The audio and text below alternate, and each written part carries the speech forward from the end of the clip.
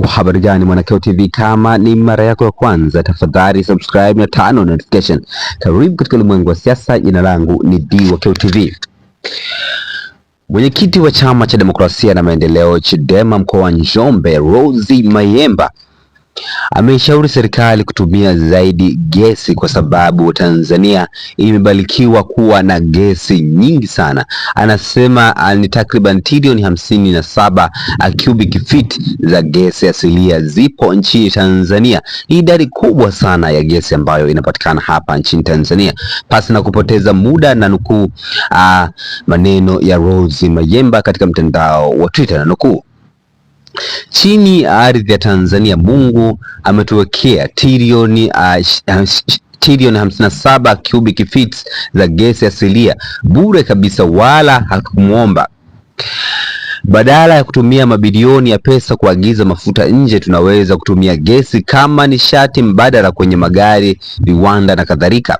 Wenzetu Egypt, Argentina, Irani na Pakistani ambao gesi yao haifiki hata robo ya wingi wa gesi tulionayo tayari, wamebadilisha magari yao kwa sehemu kubwa. Badala ya kutumia mafuta ya kuagiza nje kwa gharama kubwa, wanatumia gesi ya kwao wenyewe kwa gharama nafuu kabisa. Nchi hizi zinazofanya mambo haya makubwa kwa raia wao hawajazaliwa malaika, ni binadamu wa kawaida, bali ni wenye maono, waadilifu na wanaosikiliza watu wao. Ni bahati mbaya Tanzania hatuna viongozi. Nchi inaendeshwa kwa mtutu wa bunduki, na kazi yao kubwa ni kuwa na kugawana vyeo na kufuja fedha na rasilimali za nchi. Mwisho wa kunukuu maneno ya Rose Mayemba katika mtandao wa Twitter. Lakini maoni yamekuwa ni mengi kwelikweli katika eneo la maoni kutokana na hichi ambacho Rose Mayemba amekiandika katika mtandao wa Twitter.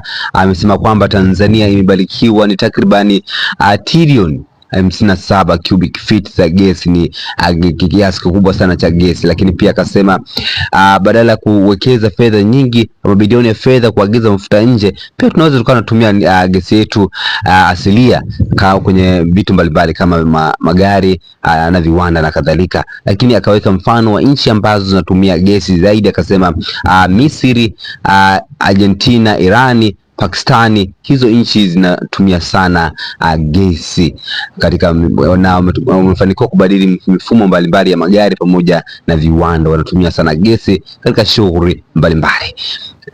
Lakini sehemu ya maoni imekuwa ni mengi. Wa kwanza anaitwa Daijo, anasema lawama apewe pia Nyerere kwa kutumia tuachie CCM. Lakini Concrete Jang anasema tatizo ni kuwa hiyo gesi bado ni ya kwetu. Lakini Sulta anasema akichimba madini adimu uuze tupate pesa, mnasema nchi imeuzwa. Lakini Africa Leader anasema ingieni kwenye utaalamu, siasa zinaua taaluma na usomi. Lakini Mnama anasema kubadili mfumo sio rahisi.